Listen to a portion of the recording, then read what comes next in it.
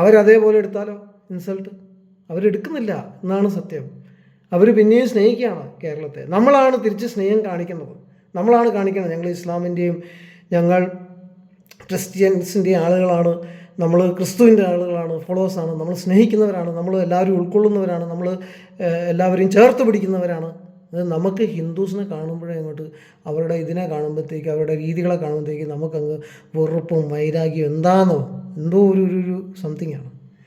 ഈ പറയുന്ന ആളുകൾ പിന്നെ നമ്മൾ പറയുന്ന ഈ ദൈവത്തെ സ്വീകരിക്കുമോ, വിശ്വസിക്കുമോ? അവരാരെങ്കിലും നിങ്ങളെ വീട്ടിൽ വരുന്നുണ്ടോ? ഇന്ന വിഗ്രഹത്തെ നമസ്കരിക്കാൻ ഒരു 10 രൂപ തരുമെന്ന് പറഞ്ഞിട്ട് വരുന്നുണ്ടോ?